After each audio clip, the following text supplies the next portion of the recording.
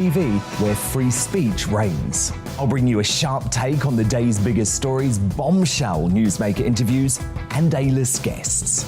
And I guarantee you, no spin, no bias, no censorship, and no reason to go to bed. That's Dan Wootton Tonight, Monday to Thursdays from 9 on GB News.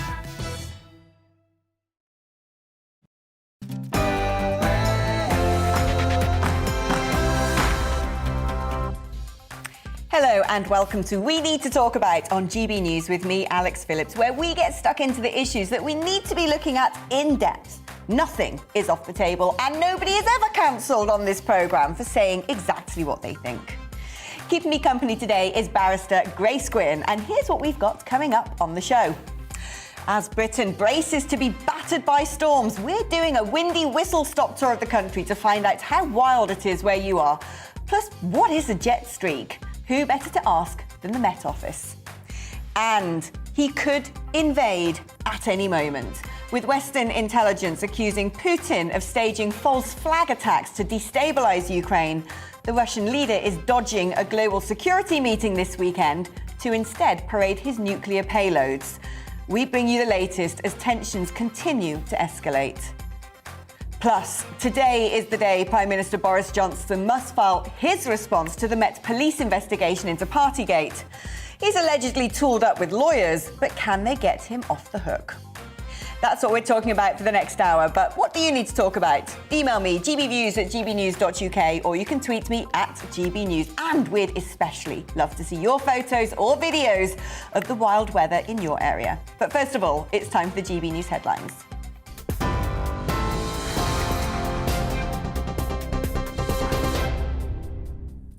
Good afternoon. It's 1 minute past 2. I'm Rhiannon Jones in the GB newsroom.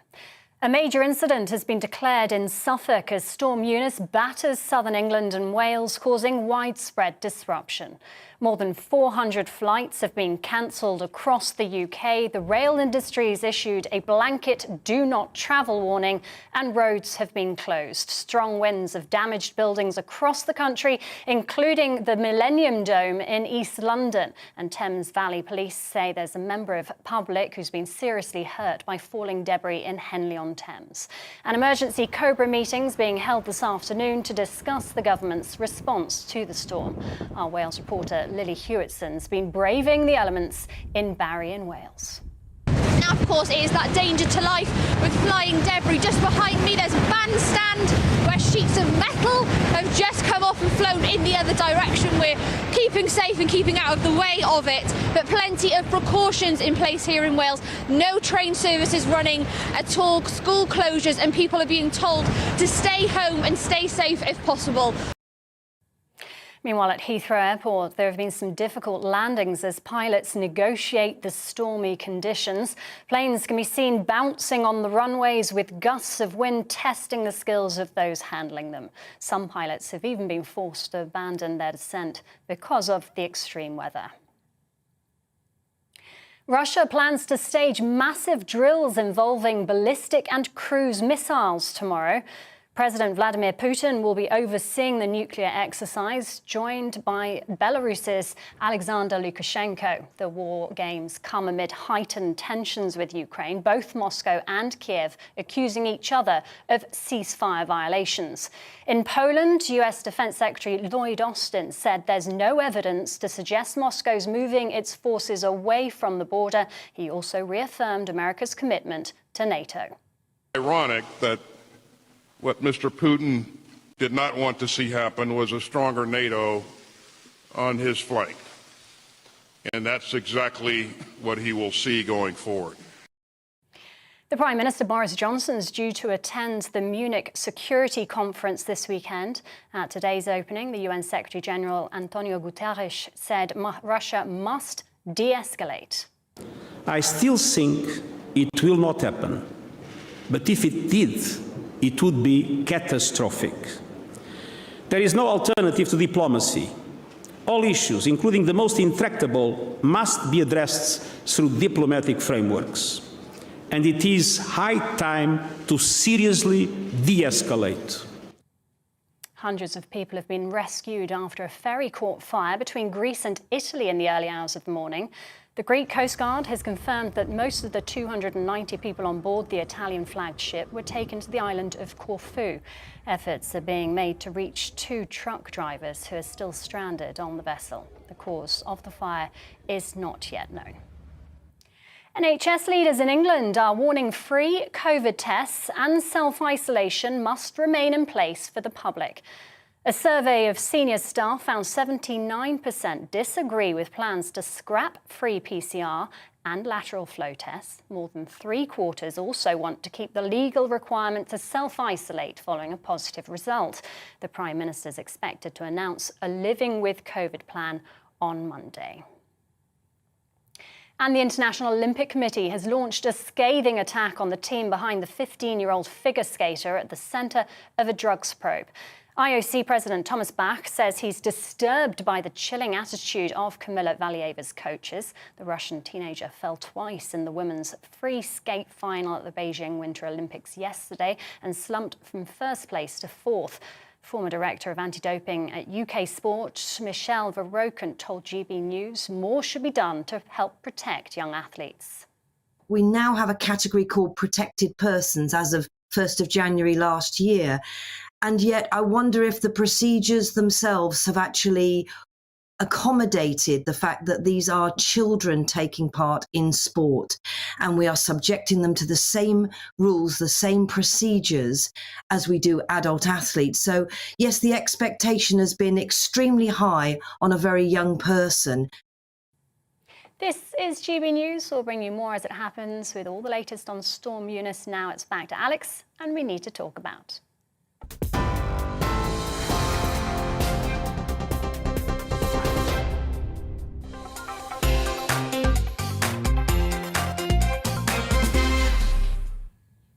Is it a bit blowy out there? Well, we here in the bunker of GB News Towers are ready to keep the nation informed about Storm Eunice through our team of wind-battered reporters as she whirls her way around the British Isles, bringing gales, snow and a slew of weather warnings in her wake. School closures, power cuts and the risk of a maelstrom of airborne flotsam and jetsam are all down to the possibility of a sting jet forming, a rare weather phenomenon that can lead to wind speeds of over 100 miles per hour. But what is it? How long will it last? Where is worse affected? And what's going on where you are? Who better to ask than the Met Office? And I'm joined now by Met Office meteorologist Alex Deakin. Alex, let's talk about this sting jet. Is that what's causing this? Is this developed? Actually, it's as this weather system's moved in, as Storm Eunice has moved in, we haven't seen a sting jet with this particular storm. It was always a possibility. They're pretty rare, these sting jets. No one knew about them until 1987 and the Great Storm. That's when they were first discovered as a meteorological thing. So as the storm was approaching yesterday, it had characteristics. It may have had one. There was a particular hook in the cloud that we see. You might be able to see behind me on the satellite image there, actually, as it moved just to the south of Ireland. But now, as it's moved in across the UK, it's more of a similar, just deep area of low pressure. We're not really likely now to see a sting jet, which can just lift the levels of wind by 10 to 15 miles an hour. So it doesn't look like we're going to see a sting jet with this storm, but nevertheless, it is still packing a punch and is still one of the worst storms we've seen across the southern half of the UK for many, many years.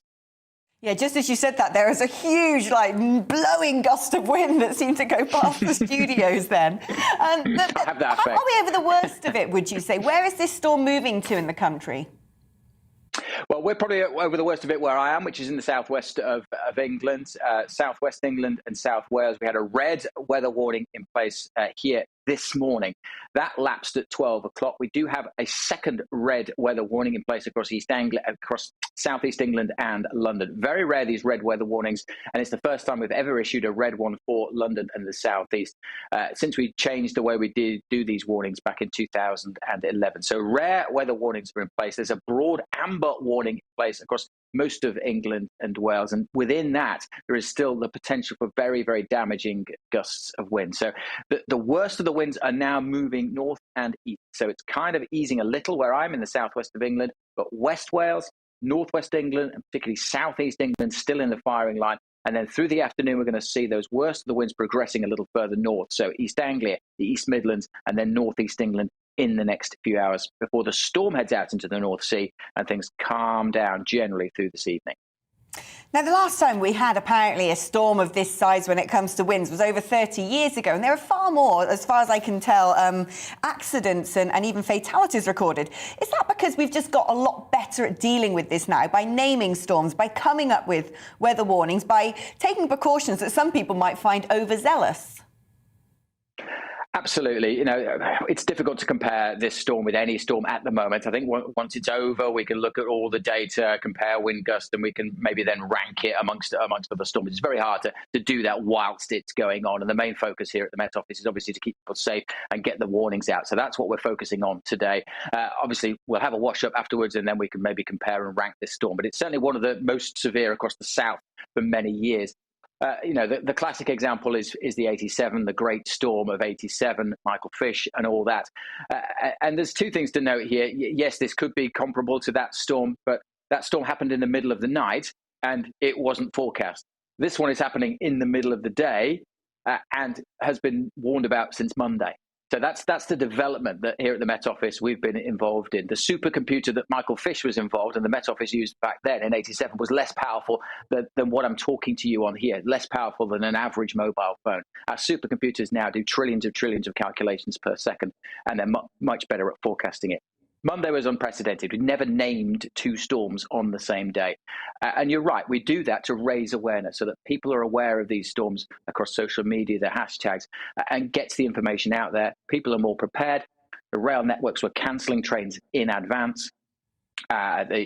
We have been speaking to the energy network, and they just benefit so much from knowing a couple of days in advance, so they can do some preparations, they can get all their ducks in a row and all their staff prepared. So we're far better prepared because we are better at warning, we're better at spotting these because our advancements in meteorology. But your advice to a lot of people out there is, if you can stay at home and you don't have to travel, that's probably for the best, right? Oh, absolutely. I mean, particularly in that red warning area. The red warning actually runs out at 3 o'clock, so in less than an hour from now. But please don't be fooled if you're in the amber warning area. There is still a real risk here. It's just we didn't have the certainty about the gusts in that amber area to go red. We were very convinced of the damage and the problems across the southeast. Today, that's why we went red. We have to have that extra level of certainty to go red because it just raises levels across emergency services, that kind of thing. But anywhere in that amber area, still for the next several hours, there could be damaging gusts of wind. And really think, if you don't need to travel, please don't go anywhere. Stay in, watch it all unfold on the TV or through social media.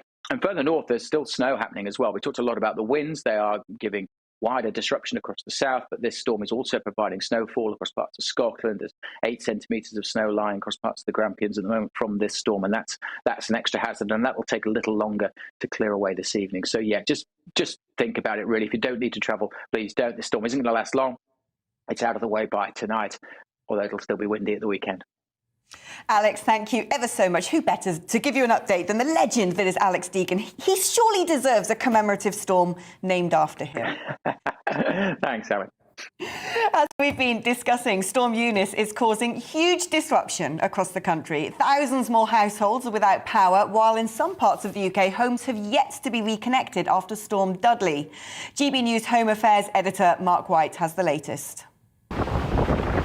As dawn broke over Porthleven in Cornwall, a taster of the awesome power of Storm Eunice. This area under a rare red weather warning as Eunice's winds barrel ashore. Along the coast in the Welsh port of Porthcawl, the harbour walls took a real battering from the waves whipped up by the now storm force winds. Millions of people are being urged to stay at home for the day as one of the worst storms in a generation works its way across the country. And the Coast Guard has warned weather watchers to stay away from the coastline because of the very obvious danger they could be washed out to sea. Still, here in Weston-super-Mare, locals couldn't resist dodging the waves on the seafront. Stay indoors and watch the weather reports on TV is the advice, but even colleagues are struggling with the elements. A petrol petrol station about a mile away where part of the roof had actually come off. In the Severn estuary, the waves haven't been as high, but walking the dog is far from pleasant. Actually, coming up here looks worse than what I imagined it to be. My bedroom window overlooks the sea, and I just thought, oh, it doesn't look too bad. But now coming up here, I'm thinking maybe I should get some sandbags. Already there is major travel disruption, with many trees blown down, including this one in Bude in Cornwall. Across Wales, all train services have been cancelled. Elsewhere, across southern England in particular, other train services have also been severely restricted, with cancellations, delays and reduced timetables. South Eastern Railways says it's working to rescue passengers stranded on a train between Tunbridge and Sevenoaks.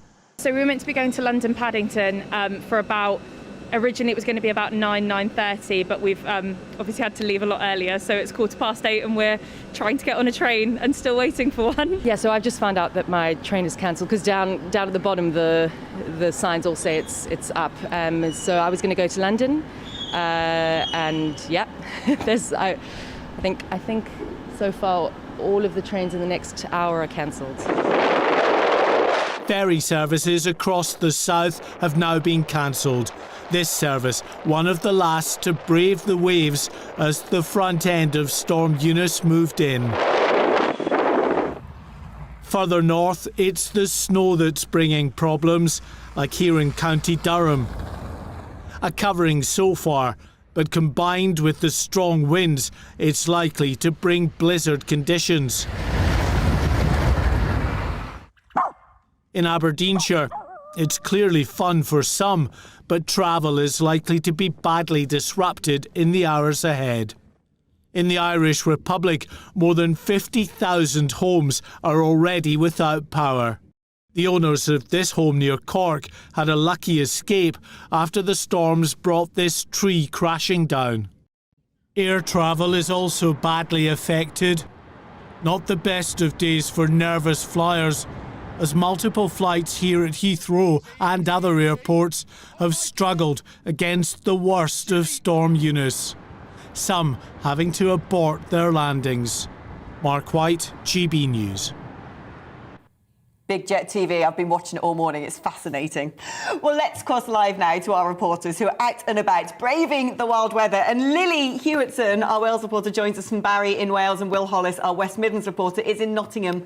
I'm going to go to you, Lily, because you were almost blown off your feet earlier. It looks a little bit more settled now. Yes, good afternoon, Alex. It's really windy. I can't quite explain it to you other than it's so hard to just stay upright and to speak at the same time, which sounds, quite straightforward, but it really is difficult. And just to kind of give a roundup of what things are like here in Wales, a total of just over 40,000 homes have lost power in total today here in Wales. The majority of those have now been restored by Western Power Distribution. Oh, that's quite strange. There's a bit of a lull in the wind there, which feels really peculiar after today. But both the Severn Bridge and the Prince of Wales Bridge are currently closed, and I've seen footage of lorries which have toppled over on the M4, which is really worrying to see. Now, that red weather warning which kind of stretched across South Wales and that came into action at about 7 o'clock this morning, that ended at midday. So now we're kind of in that amber weather warning phase, which will be in place until 9 o'clock tonight. It's said to be one of the worst storms in 30 years. We've seen wind speeds of over 92 miles per hour recorded on the coast of Pembrokeshire, for example. And this morning there are around over 100 flood warnings put into place across Wales, which is, of course, worrying too. Well done, Lee. I love the fact you've picked an area to stand in front of a palm tree, as if that's the normal Welsh vista. Will, how are things going in Nottingham? Has the storm reached you yet?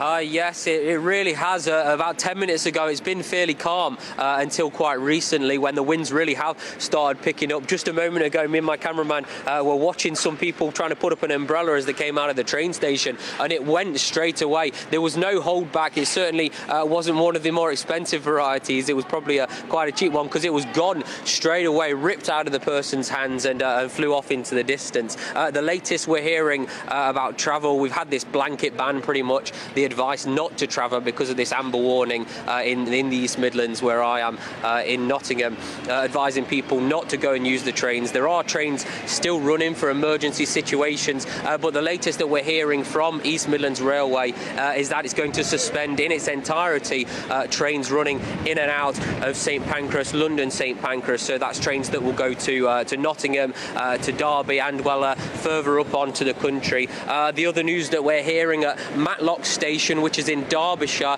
has had parts of its roof taken away. So East Midlands Rail is saying don't go anywhere near Matlock Station, and certainly don't try and get a train from it, because there will be a risk of debris over in that kind of section in there. In terms of inside of Nottingham train station, I don't know if you can see behind me, but there are people who are just sat down waiting for their trains. On most of the boards it's just cancellation, delayed, on time, cancellation. And what East Midlands Rail is saying is that if you are going to get a train and it is going to actually run, you could be waiting at least another 2 hours on that journey. So a train from Nottingham down to London, if it was running, would take you around an hour and 45 minutes. That is expected to take at least 4 hours. But their advice still stays in place for this part of the country and for most of the rest of the country, is do not travel, stay at home if you can, because there is that danger to life, that risk to life. Will, thank you very much. It looks like it's about time for you guys to tether yourselves down again and wait for your next hit. Well done for braving the weather conditions to give us updates from around the country. Well, you guys at home can just relax and watch GB News. I think that's for the best, isn't it? Joining me throughout the show today is one of the youngest barristers in the UK, Grace Gwynn. Grace, you've managed to brave the weather and get here. I have. What was it like for you? Although we did come down last night because I did not want to risk travelling today in light of what's been happening. Although my experience it pales in comparison to Lily and Barry.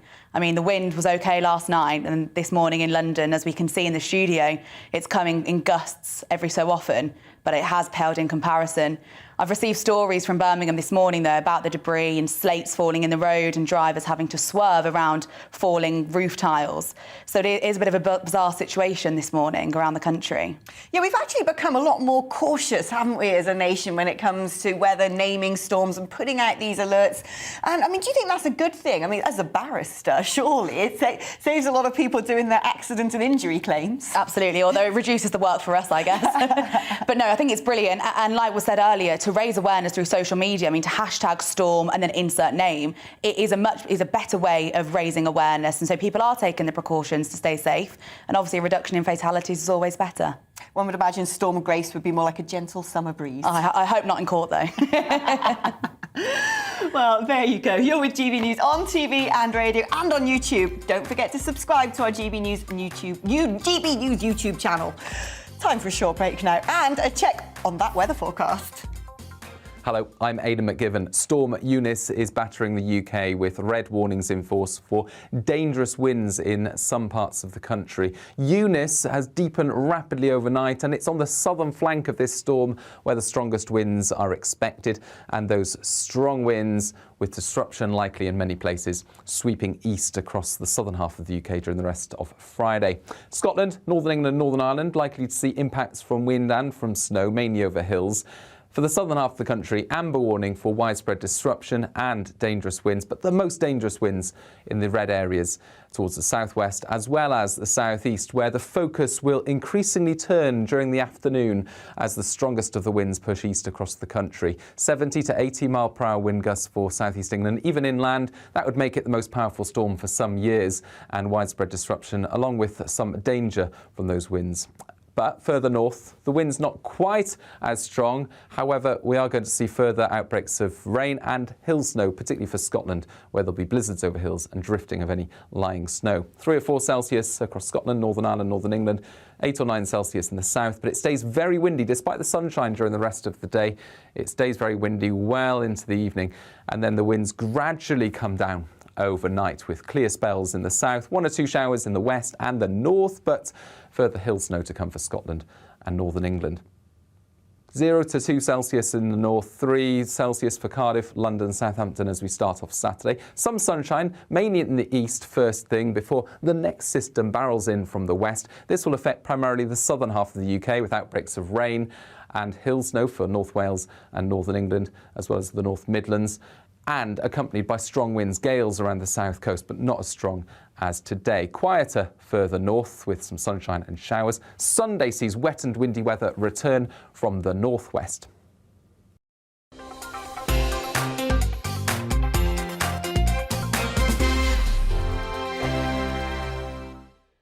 GB News is the UK's home of discussion and debate from all perspectives. To stay up to date on the latest stories, make sure that you subscribe to the GB News channel right here on YouTube. You can watch us live 24/7 across the whole world. You can also check out exclusive content and catch up on previous episodes of your favourite shows. Every day, we ask the questions that you'd ask, so why not add your voice to the conversation in the comments section? Don't forget to subscribe. We are GB News, Britain's news channel.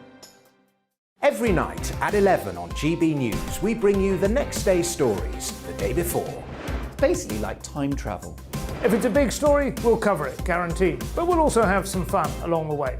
Big opinions, big laughs. Sometimes big hair. This is Headliners, the paper review show that won't send you to sleep like the others will. 11 p.m, 7 nights a week. Join us.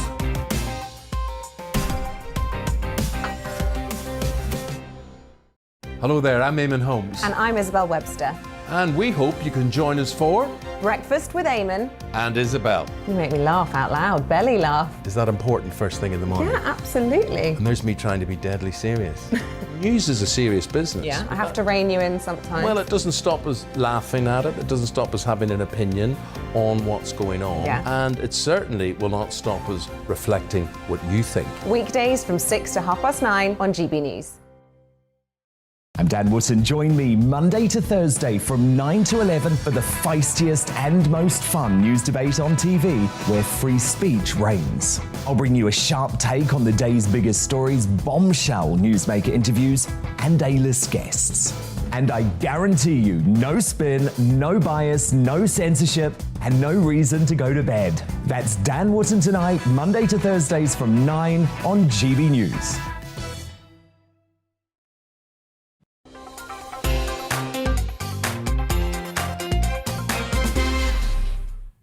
Welcome back. If Putin has been waiting for justification to launch an offensive into Ukraine, well, it would appear that he's moved things along by curating what the West allege are a series of false flag attacks as ceasefires are broken in the country's unstable eastern region. Russian-backed rebels have accused Ukrainian forces of launching attacks on a village in Donetsk in the early hours of this morning, with the Kremlin releasing a statement that they are very concerned. And so begins the Putin playbook, as the UK Ministry of Defence says there is no evidence of a Russian withdrawal, and President Biden warns Putin could still strike at any moment. Meanwhile, Russia has announced huge nuclear drills tomorrow, sending a shiver down the spine of many as Putin parades his apocalyptic payloads as a reminder of just how deadly his weapons stockpile is. Boris Johnson will hold an emergency phone call with Joe Biden tonight, just before the two leaders travel to Munich for the annual International Security Conference, which, unsurprisingly, Russia is likely to boycott. Well, let's get a live update on what's happening on the front line in Ukraine with freelance journalist Emil Filtenborg, who is in the beleaguered Donbass region where shelling has intensified overnight. Emil, what is the situation currently like where you are? Well, where I am, and I can't say for sure where that is, it's close to something called Marinka. It's quite calm right now. There are no shellings in the distance or anything. Actually, it's been a bit weird because we went here because there were reports of shellings, but we didn't find those shellings. So it's uncertain what has been going on here as of yet. Yesterday we went to the school in Stanitsa Luhansk that was shelled by, according to Ukrainian military, a 122 millimeter mortar grenade, and that was certainly destroyed recently. So we can say without a doubt that there has been increased activity on the front lines in southeastern Ukraine. You've got a situation here, haven't you, where the Ukrainian forces are blaming the Russian-backed rebels, the Russian-backed rebels are blaming Ukrainian forces, the Kremlin's using it as an opportunity to say, well, you know, we're pretty concerned by this. Are you buying into the Western narrative that all of these events could indeed have been staged by Putin to destabilise Ukraine and generate a sense of unease or even create a situation that might warrant him using the excuse to go in and invade? I haven't heard these specifically that there are false flag attacks because I've been living on the backseat of a car for the last 2 days. But I have heard some say that this might be used by Putin to find some kind of pretext to begin the major scale invasion of Ukraine that many has been fearing for a long time now. Whether or not that is true and whether or not these attacks are going to be picked up by the Kremlin remains to be seen, but it's these are very dangerous times right now, and it doesn't look too good because there are a lot of stuff going on. There's a lot of misinformation going around concerning these attacks. So right now is a very dangerous time to be in Ukraine, and it's there's reason to be very alert about developments out here. The Donbass is a region that's much used to instability and conflict. Can you palpably feel a change in the tensions that, you know, Donbass is an area quite used to that, but are you sensing an escalation here and people being on the edge of their seats and on tenterhooks as to what might happen next? Definitely, there's rising tensions out here, and I mean, there's no question about that, especially the shootings yesterday morning were really strong compared to what we are used to out here in Donbass.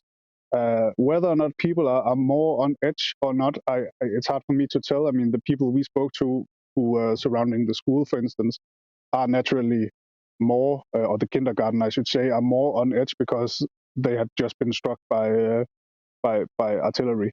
So I think that it is picking up now. We have heard people saying that they're tired of being afraid, but that they always say that they have been saying that for a long time because they have been at war for a long time. But definitely these tensions are rising.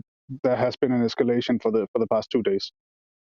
Emil, thank you ever so much for bringing us the fresh updates from the Donbass over in Ukraine, where things are beginning to get increasingly tense. You look after yourself, Emil, and we'll catch up again very soon. I'll do my best. Emil Filtenborg there, who's a very brave freelance journalist going to where the shelling attacks are happening for us at GB News. You're with GB News on TV and DAB radio and, of course, on YouTube. Don't forget to subscribe to the GB News YouTube channel. Now, it's time for a check on the news headlines with Rhiannon.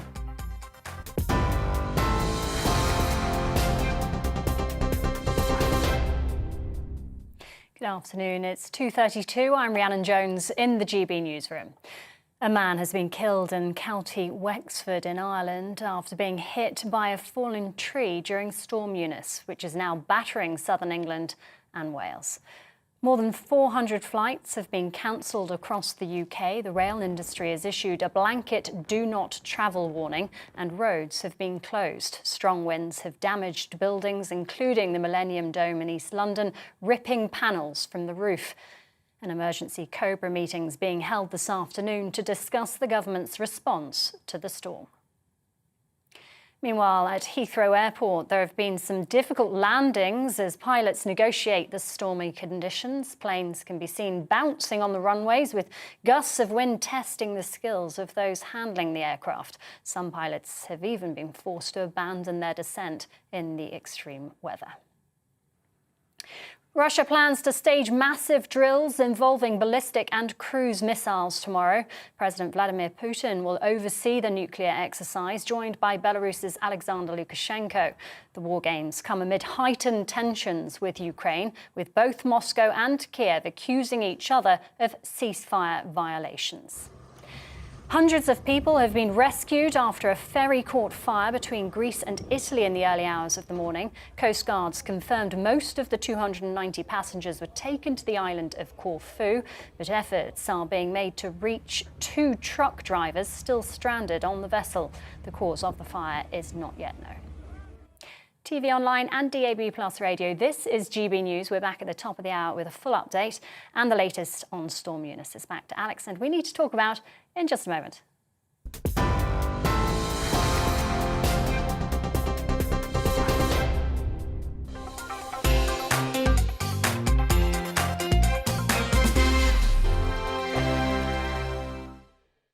GB News is the UK's home of discussion and debate from all perspectives. To stay up to date on the latest stories, make sure that you subscribe to the GB News channel right here on YouTube. You can watch us live 24/7 across the whole world. You can also check out exclusive content and catch up on previous episodes of your favourite shows. Every day, we ask the questions that you'd ask, so why not add your voice to the conversation in the comments section? Don't forget to subscribe. We are GB News, Britain's news channel. Every night at 11 on GB News, we bring you the next day's stories the day before. It's basically like time travel. If it's a big story, we'll cover it, guaranteed. But we'll also have some fun along the way. Big opinions, big laughs. Sometimes big hair. This is Headliners, the paper review show that won't send you to sleep like the others will. 11 p.m, 7 nights a week. Join us.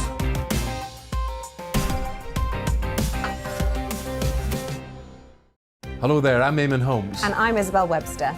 And we hope you can join us for Breakfast with Eamon and Isabel. You make me laugh out loud, belly laugh. Is that important first thing in the morning? Yeah, absolutely. And there's me trying to be deadly serious. News is a serious business. Yeah, I have to rein you in sometimes. Well, it doesn't stop us laughing at it. It doesn't stop us having an opinion on what's going on. Yeah. And it certainly will not stop us reflecting what you think. Weekdays from 6 to 9:30 on GB News.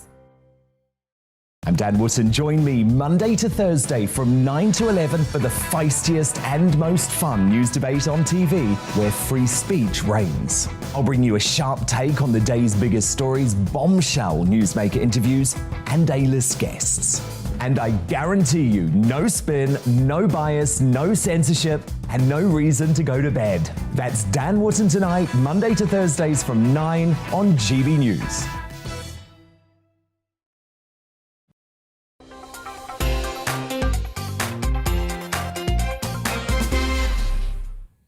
Welcome back. Now, tomorrow marks the start of the annual Munich Security Conference. The gathering, which brings together diplomats and heads of states from the world's leading democracies, is normally a quiet affair that focuses on potential crises far away. Not this time.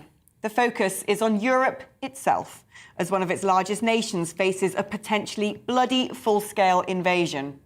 American Vice President Kamala Harris will be in attendance, as well as Ukrainian President Zelensky, the UN Secretary General, and leaders from France, Germany, and of course, the UK.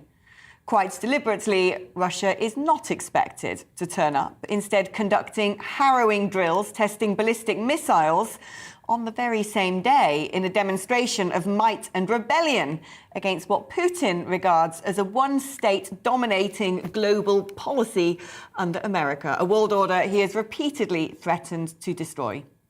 Joining me on the show now is freelance German political correspondent Thomas Sparrow. Thomas, tell us more about the Munich Security Council. How long has this been going on for, and how important is this going to be? This has been going on for many decades already, and it has become more and more important in the last few years. I've actually covered the Munich Security Conference on site for the previous times. I'm not able to go this time because of coronavirus restrictions, but in general, it is seen as one of the most important gatherings of its type in the sort of annual politicians' calendar. You normally have very high-ranking politicians, and it normally also includes high-ranking politicians from Russia, but this time round, as you mentioned, Russian leaders, the Russian government decided not to attend. So the focus will be obviously on the crisis in Ukraine and Russia. But those who will be speaking, in fact, those who have already been speaking, because the conference started today, are leaders from countries like Germany or the United States. You mentioned Kamala Harris attending tomorrow, or Zelensky also attending the conference. So it's all about trying to find that common approach in the Western world when it comes to dealing with a possible Russian aggression. But the leaders of the Munich Security Conference have obviously said that the floor is open for Russian leaders if they wish to come to Munich, and that they obviously regret that in this particular case, no one from the Russian government decided to attend. Yeah, I mean, it looks as if it's probably a very deliberately staged drill of testing nuclear weapons being conducted by Russia to coincide with the Security Council happening this weekend. I'd imagine a lot of eyes from that conference will be on what Putin is up to. Absolutely. Many people in that conference will be looking very closely at what's happening in Russia, what's happening in Ukraine, and also what the reaction is from different political leaders. It's not only important what those leaders in Munich have to say during their speeches. What is equally, if not more important, it's what happens on the sidelines. All this takes place in a very luxurious hotel in Munich, where there are plenty of rooms where leaders then meet for their bilateral gatherings, for the bilateral meetings. In fact, Kamala Harris, the US Vice President, is said to have plenty of those bilateral meetings, including with the German Chancellor Olaf Scholz. And the goal of this, as stated by the leader of the Munich Security Conference, is to gather ideas that could then help to de-escalate current tensions in Ukraine and Russia. Whether those ideas will be effective, it's something that we will have to wait and see, depending on how events unfold on the ground. But this gathering in Munich, as it has proven to be in the last few years as well, is a place where leaders can actually gather to exchange information and then take back to their respective countries. So basically, it's a very important forum which happens every February with high-ranking leaders in attendance, where they discuss some of the biggest issues of the time. In this particular case, a very urgent issue, that crisis in Ukraine and Russia. Thomas, thank you very much for giving us the update. Thomas Sparrow there, who's a German political commentator and journalist. Now, in the wake of these escalating tensions with Russia, the golden visa scheme used by many Russian oligarchs to live in the UK has been closed to all new applicants. Grace, what do you make of that change? I mean, there's been a lot of reports out about the amount of potentially dodgy Russian money swilling around in London. The current situation is that if they have invested £2 million into the economy in an investment fund, then they can get a visa. And then within 5 years, they can get indefinite leave to remain. That can be fast-tracked to 2 years if they've invested even more money. And at the moment, there's a real risk that there are lax reviews and inquiries into where this money has come from. And Priti Patel has come out saying that it's a lockdown, a crackdown on illicit and fraud finance. And, you know, there needs to be a review into this, because potentially this could be a money laundering scheme that's been done. Do you think that actually the government should go further than that and actually revoke some of these golden visas that have been granted? There needs to be an inquiry into it. They need to look into where the money's come from. They need to look whether the income's legitimate, the source is legitimate. If it's an illegitimate source and it's illicit money, then absolutely. But we don't know. We simply just don't know the sources of these large amounts of money. And how commonplace is it for people, not just from Russia, but perhaps other countries where money is being gathered through ill-gotten gains, for those people to come and use property, especially in London, as a place to hide away their cash?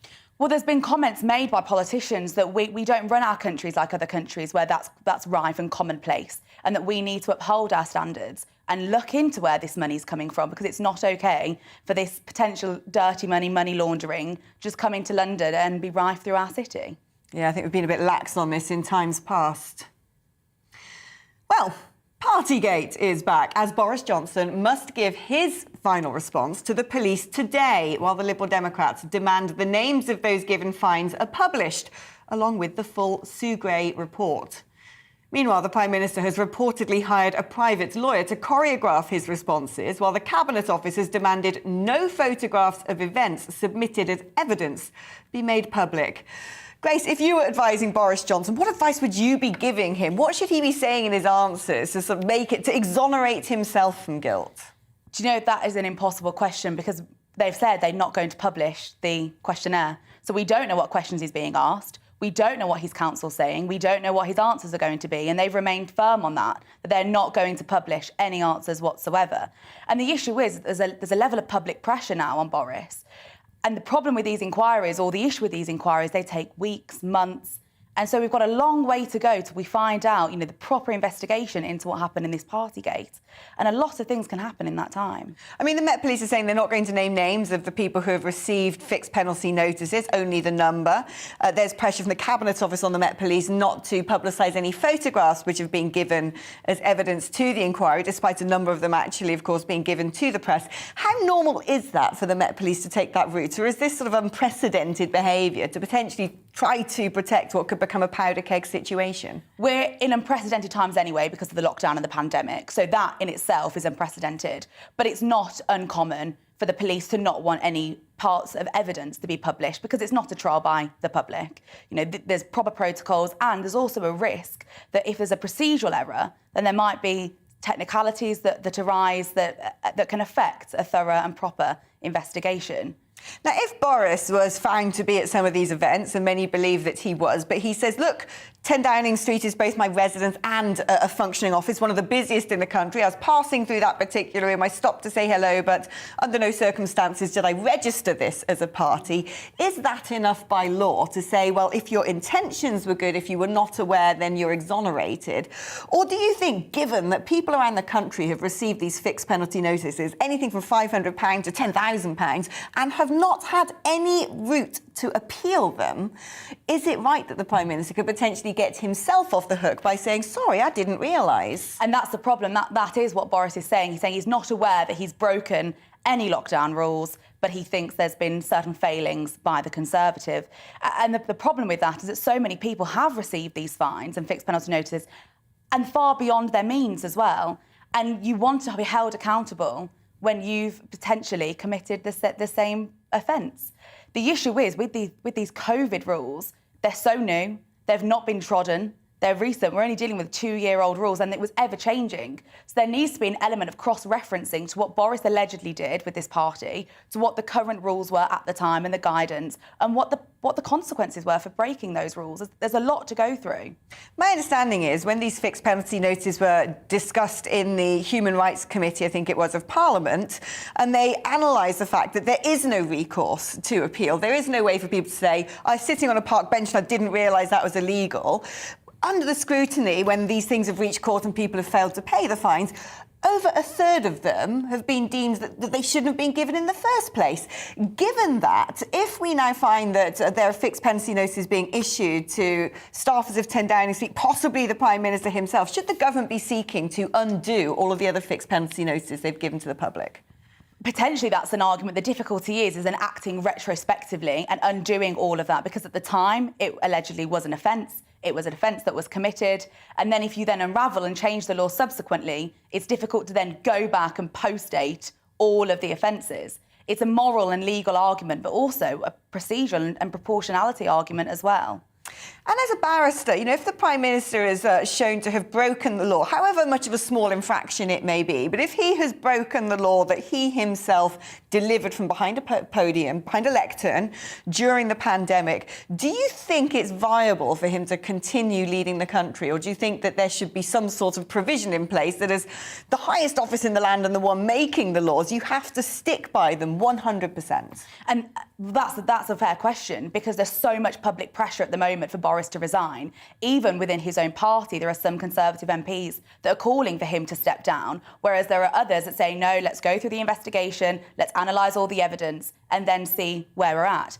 The problem is that my career is in the judicial system. I believe in the justice system, and therefore there needs to be a fair and proper investigation, even though some may believe he's banged to rights, as what we've seen, and what we've seen with the press leaking of the practice MP questions. But there is a proper process that needs to be followed, and there should be ramifications for that, yes. Grace, thank you so much. Now, constant reports of declining birth rates in developed nations, including in the UK, where more than half of women over 30 are now childless, have provoked even the Pope to call couples who haven't started a family selfish.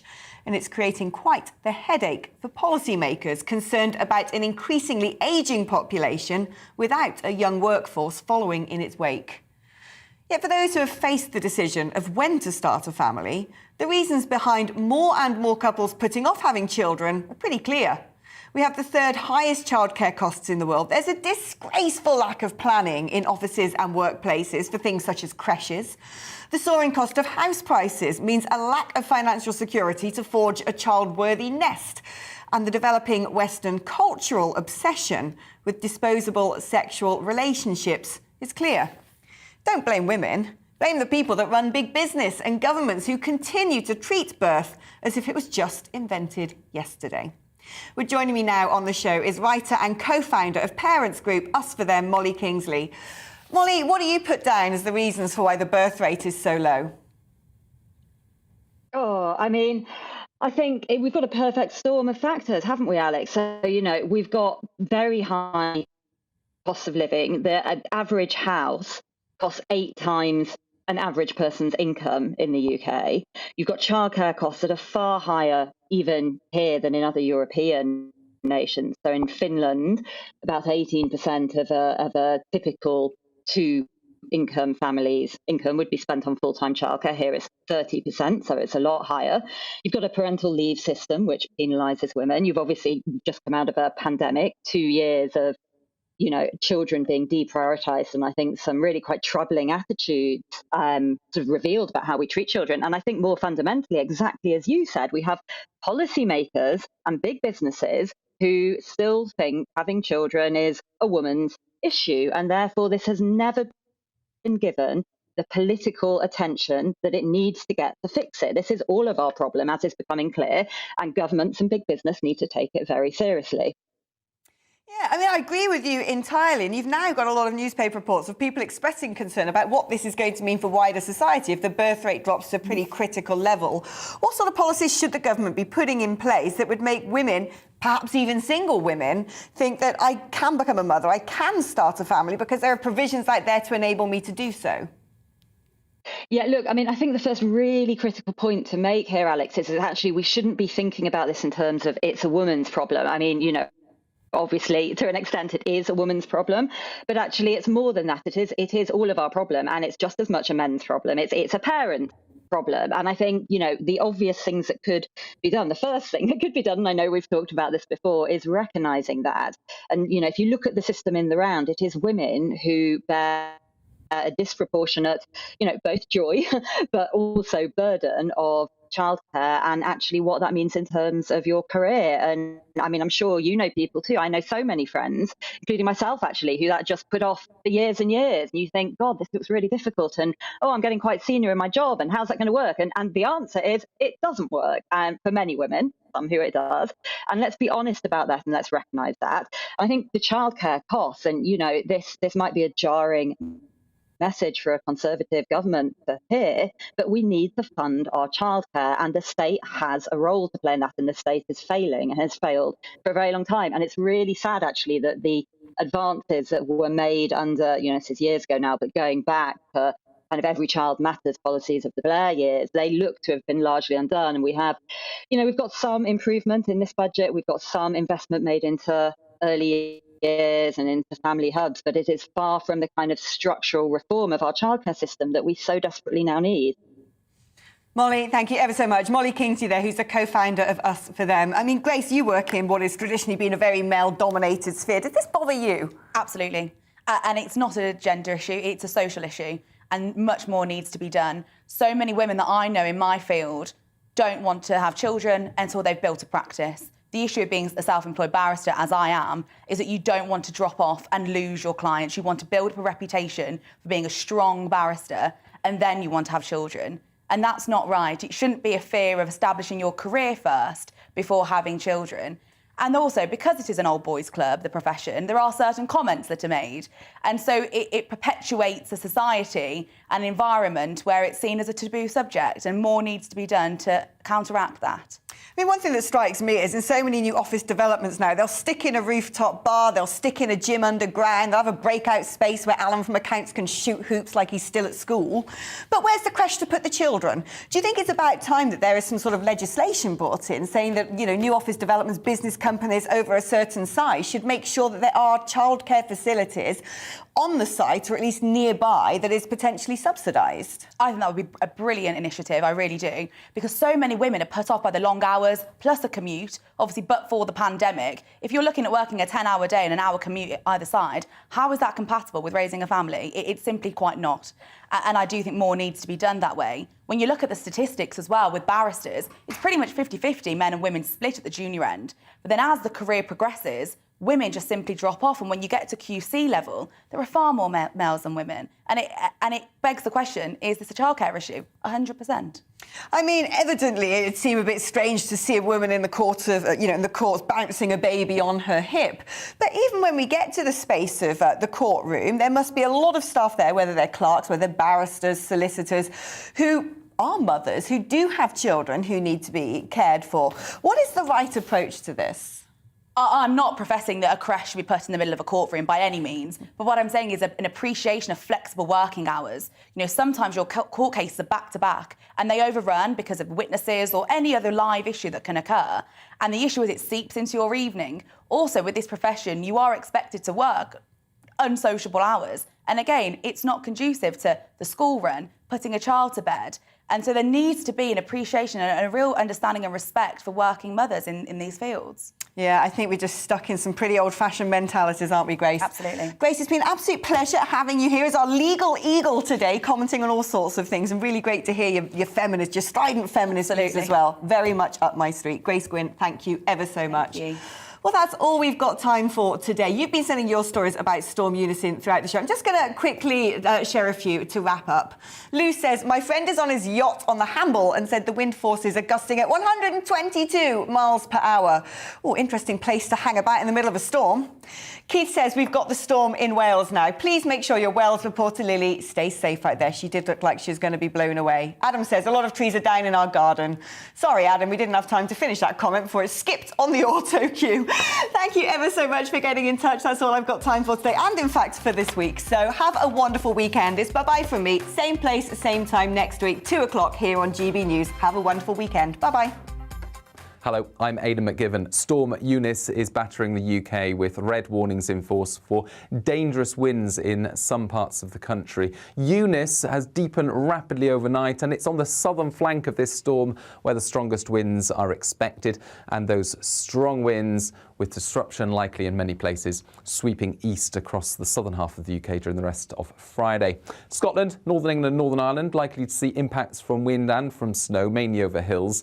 For the southern half of the country, amber warning for widespread disruption and dangerous winds, but the most dangerous winds in the red areas towards the southwest as well as the southeast, where the focus will increasingly turn during the afternoon as the strongest of the winds push east across the country. 70 to 80 mile per hour wind gusts for southeast England, even inland. That would make it the most powerful storm for some years, and widespread disruption along with some danger from those winds. But further north, the wind's not quite as strong. However, we are going to see further outbreaks of rain and hill snow, particularly for Scotland, where there'll be blizzards over hills and drifting of any lying snow. 3 or 4 Celsius across Scotland, Northern Ireland, Northern England, 8 or 9 Celsius in the south. But it stays very windy despite the sunshine during the rest of the day. It stays very windy well into the evening, and then the winds gradually come down overnight with clear spells in the south, 1 or 2 showers in the west and the north, but further hill snow to come for Scotland and northern England. 0 to 2 Celsius in the north, 3 Celsius for Cardiff, London, Southampton as we start off Saturday. Some sunshine, mainly in the east first thing before the next system barrels in from the west. This will affect primarily the southern half of the UK with outbreaks of rain and hill snow for North Wales and northern England, as well as the North Midlands, and accompanied by strong winds, gales around the south coast, but not as strong as today. Quieter further north with some sunshine and showers. Sunday sees wet and windy weather return from the northwest.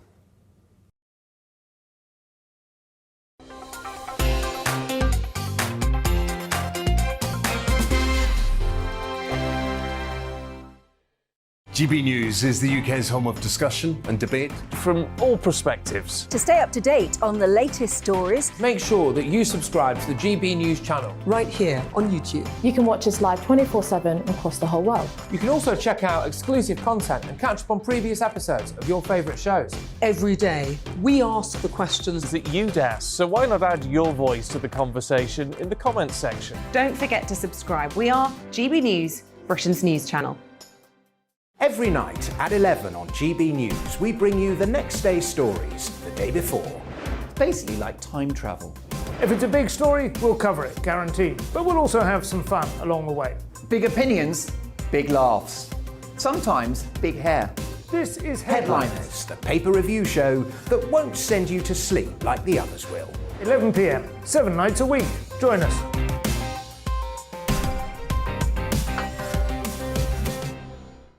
Hello there, I'm Eamon Holmes. And I'm Isabel Webster.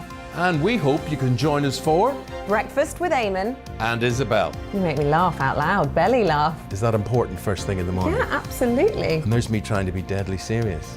News is a serious business. Yeah, I have to rein you in sometimes. Well, it doesn't stop us laughing at it. It doesn't stop us having an opinion on what's going on. Yeah. And it certainly will not stop us reflecting what you think. Weekdays from 6 to 9:30 on GB News.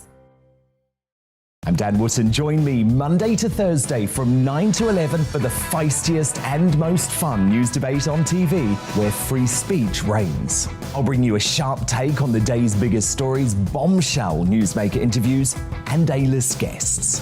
And I guarantee you, no spin, no bias, no censorship, and no reason to go to bed. That's Dan Wootton tonight, Monday to Thursdays from 9 on GB News.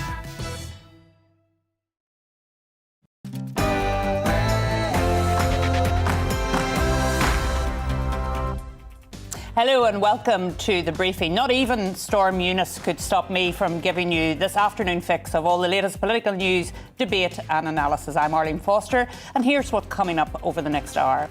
We will start by looking at the latest on the Ukraine and Russia crisis. I will be joined by a member of the Ukrainian Parliament. We will talk about modern slavery, how the government has ripped up a multi-million-pound contract to install solar panels, as the company is alleged to be sourcing some parts which are made in the alleged forced labour camps in China. And finally, we'll be continuing to talk about the post office scandal with Duncan Baker, Conservative MP for North Norfolk and a former sub-postmaster himself. So please do subscribe to our YouTube channel. We're edging towards 500,000 followers there. And search GB News, or you can find us at youtube.com. GB News Online is all on there too. So all of that's coming up. First of all, it's the news with Rihanna.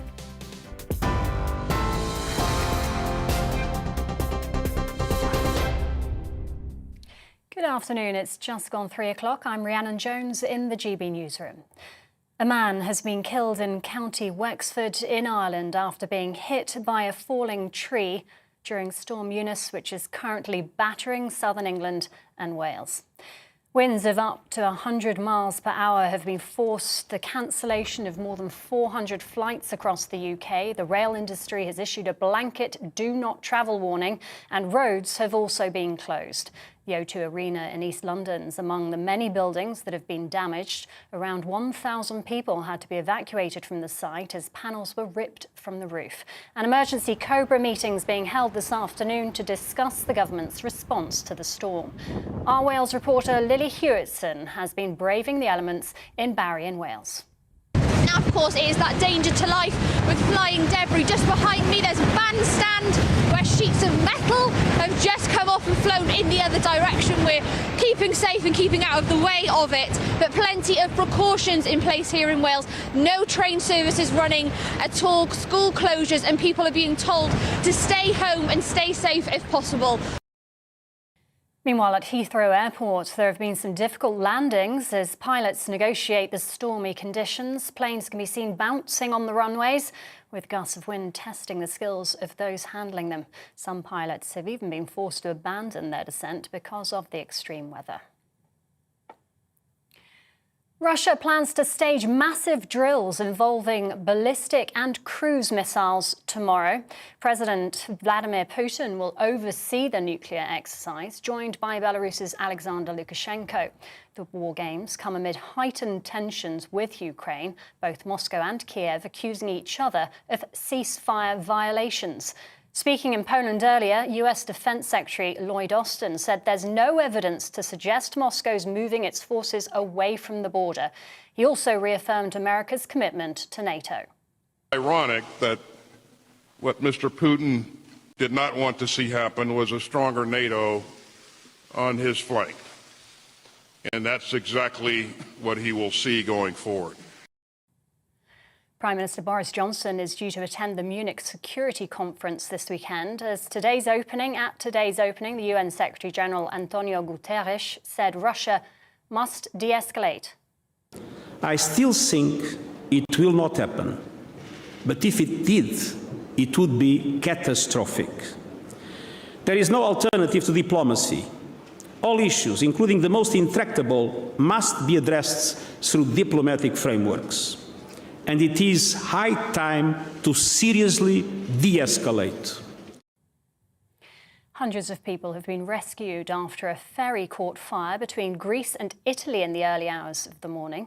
Coast Guards confirmed that most of the 290 people on board the Italian-flagged ship were taken to the island of Corfu, but efforts are still being made to reach 2 truck drivers who are stranded on the vessel. The cause of the fire is not yet known.